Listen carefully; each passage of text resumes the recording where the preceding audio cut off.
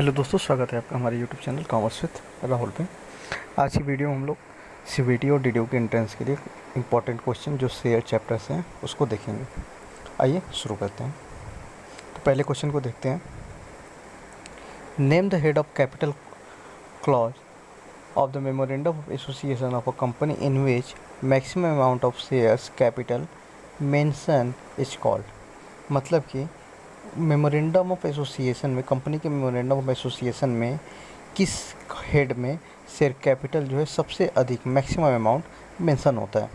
Options हैं reserve capital, subscribe capital, authorise capital और issued capital.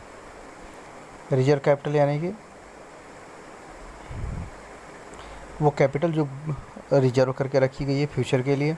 Subscribe capital यानी कि जितने इशूड शेयर को पब्लिक ने ख़रीद लिया है या उसके लिए एप्लीकेशन दिया हुआ है। ऑथराइज कैपिटल यानी कंपनी जितने शेयर से रजिस्टर्ड हुई है। और इशूड कैपिटल यानी जितनी कैपिटल कंपनी ने पब्लिक में इशू की है। तो सबसे अधिक मैक्सिमम अमाउंट जो होता है वो ऑथराइज कैपिटल का होता है। ठीक है, इसलिए ये ऑप्शन हमारा करेक्ट होगा। नेक्स्ट आते हैं। The part of uncalled capital to be called only in the liquidation of a company is called the part of uncalled capital। ठीक है, uncalled capital के पार्ट को जो कंपनी के लिक्विडेशन के टाइम पे मांगा जाएगा उसे हम क्या कहेंगे। ऑप्शंस हैं unreserve capital, reserve capital, capital reserve और कॉल्स इन एरियर। तो वो पैसा जो कंपनी के लास्ट टाइम में मांगा जाएगा, कंपनी के लिक्विडेशन के टाइम पे मांगा जाएगा, उसको हम लोग नाम देते हैं क्या, रिजर्व कैपिटल। तो बी ऑप्शन यहाँ पे करेक्ट होगा। नेक्स्ट क्वेश्चन पे आते हैं। नेक्स्ट क्वेश्चन है हमारा, the allowed amount of discount on री issue of shares will be. The allowed amount of discount on री issue share will be. Options हैं at the rate 10% of issue price, up to the amount of forfeited money, could not be issued at discount, none of the above। यानी बोल रहा है basically कि री issue जब shares काम करते हैं तो उसे किस अमाउंट पर, उस पर कितना डिस्काउंट दे सकते हैं। 10% दे सकते हैं या जितना फॉरफिटेड मनी है उतना दे सकते हैं। डिस्काउंट पर इशू नहीं किया जा सकता या इनमें से कोई नहीं। तो जो भी फॉरफिटेड अमाउंट है, ठीक है, वो उतना ही हम फॉरफिटेड मनी है उतना ही हम किसी शेयर्स पे डिस्काउंट दे सकते हैं। इसलिए यहाँ पे बी ऑप्शन करेक्ट होगा। नेक्स्ट है हमारा, once forfeited shares reissued balance of share forfeiture money will be transfer to. ठीक है, अगर फॉर फीचर शेयर्स को री इशू किया जा रहा है तो बचे हुए balance of for feature money को हम कहाँ ट्रांसफ़र करते हैं।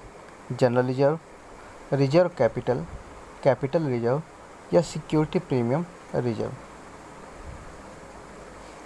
तो याद रखिए कि री इशू शेयर्स को री इशू करने के बाद जो फॉरफीचर का बैलेंस बचता है उसे हम लोग कैपिटल रिजर्व में ट्रांसफ़र करते हैं। तो बी ऑप्शन यहाँ पे आपका करेक्ट होगा।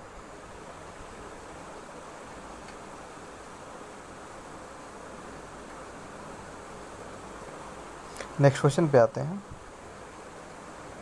If the premium on forfeited shares has already been received, then the security premium reserve account should be। ठीक है, अगर प्रीमियम जो है फॉरफिटेड शेयर्स का ऑलरेडी रिसीव्ड हो गया है तो सिक्योरिटी प्रीमियम रिजर्व अकाउंट क्या होगा। ऑप्शंस हैं credited, debited, no treatment, transfer to capital reserve account. ठीक है, अगर फॉरफिटेड शेयर्स पे प्रीमियम मिल गया है, ठीक है, तो उसे हम लोग ना ही डेबिट करेंगे ना ही क्रेडिट करेंगे, उसका कोई भी ट्रीटमेंट यहाँ पे नहीं होगा। इसलिए सी ऑप्शन यहाँ पे आपका करेक्ट होगा। नेक्स्ट क्वेश्चन पे आते हैं।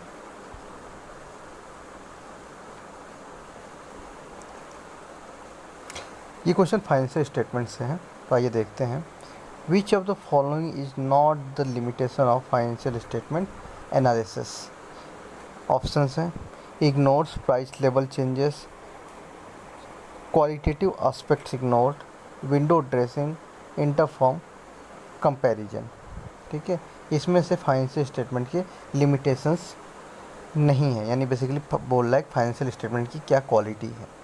ठीक है, तो इग्नोर प्राइस लेवल चेंज पहला ऑप्शन, ये तो होगा नहीं। ठीक है, क्योंकि ये तो लिमिटेशन है, प्राइस लेवल चेंज को हम लोग इग्नोर करते हैं। Qualitative aspects ignore, qualitative aspects को भी हम इग्नोर करते हैं, क्योंकि हम केवल मॉनेटरी एस्पेक्ट को ही और क्वांटिटेटिव एस्पेक्ट को ही देखते हैं। विंडो ड्रेसिंग करते हैं हम, दिखावा करते हैं बेसिकली, तो ये इसकी लिमिटेशन है। लास्ट ऑप्शन बचा इंटरफर्म कंपैरिजन, तो ये इसकी लिमिटेशन नहीं है, इंटरफर्म कंपैरिजन। ठीक है, तो ये ऑप्शन आपका करेक्ट होगा। नेक्स्ट आते हैं, current maturity of long term debt are shown under. ठीक है, maturity of long term debt are shown under long term provisions, long term borrowing, short term borrowings, other current liabilities. ठीक है, जो हमारी maturity है long term date को, वो कहाँ पे दिखाएंगी, तो याद रखिएगा लॉन्ग टर्म डेट हमेशा लॉन्ग टर्म बोरोइंग्स के हेड में ही दिखाया जाएगा, इसलिए बी ऑप्शन यहाँ पे आपका करेक्ट होगा। नेक्स्ट क्वेश्चन पे आते हैं, indicate the item which appear at the short term provision. इनमें से कौन सा शॉर्ट टर्म प्रोविजंस में आएगा? Provision for doubtful debts, provision for gratuity. ठीक है, दो ऑप्शंस गायब हैं, बेसिकली ये सिक्योरिटी प्रीमियम रिजर्व है और एम्प्लॉयमेंट प्रोविडेंट फंड है। ये एम्प्लॉयमेंट प्रोविडेंट फंड है और ये सिक्योरिटी प्रीमियम रिजर्व है। तो इसमें से किसको हम शॉर्ट टर्म प्रोविज़न में दिखाएंगे? तो इसमें बाकी सारे लॉन्ग टर्म प्रोविजंस हैं, केवल प्रोविज़न फॉर डाउटफुल डेट्स को छोड़ के यही इकलौता हमारा शॉर्ट टर्म प्रोविज़न है। नेक्स्ट क्वेश्चन पे आते हैं,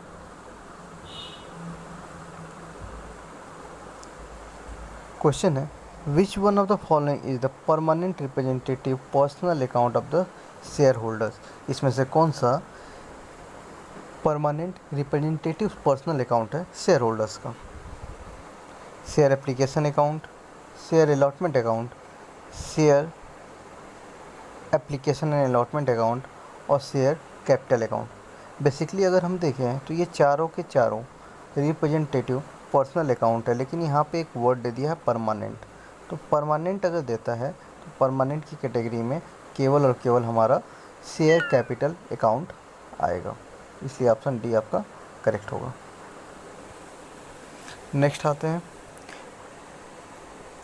which of the following is the temporary representative personal account of share holders. इसमें से कौन सा टेम्पररी रिप्रेजेंटेटिव पर्सनल अकाउंट है? Share application account, share allotment account, share application allotment account, all the above. तो अगर हम देखें तो ऊपर क्या था परमानेंट, परमानेंट की जगह दूसरा वर्ड आया हमारा टेम्पररी। टेम्पररी शेयर एप्लीकेशन भी टेम्पररी है, क्योंकि एप्लीकेशन मनी देने के बाद वो अलॉटमेंट देंगे तो अलॉटमेंट भी टेम्पररी होगा, तो both temporary and application allotment होगा, तो इसलिए all of the above best option आपका होगा। नेक्स्ट पे आते हैं, a share holder failed to pay share allotment money on 12,000 shares at rate 30 per share. Which one of the following account will be taken into account? Debited to share capital account, credited to calls in arrear account, debited to calls in arrear account and credited to share capital account. एक share holder है जिसने basically क्या किया है, allotment का money नहीं पे किया है 12,000 शेयर्स पर 30 रुपये पर शेयर। इसके लिए उसके इसमें से कौन सी एंट्री बेसिकली की जाएगी? ठीक है, तो जब भी कोई शेयर होल्डर पेमेंट नहीं करता है तो उसको हम लोग नाम देते हैं क्या? Calls in arrear.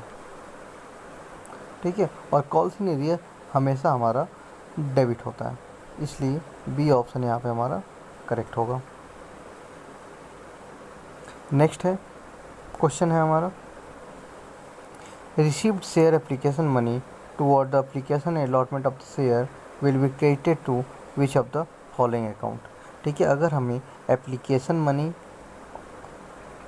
के साथ ही साथ एप्लीकेशन अलॉटमेंट भी मिल जाता है तो हमें इसमें से किस अकाउंट को क्रेडिट करेंगे? तो यहाँ पे शेयर एप्लीकेशन ऑप्शन है, शेयर एप्लीकेशन अलॉटमेंट है, शेयर कैपिटल है, नन ऑफ दी एबव है।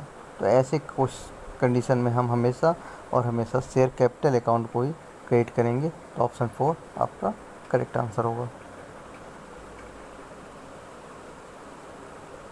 तो आज की वीडियो में बस इतना ही। वीडियो को लाइक शेयर और सब्सक्राइब जरूर करें।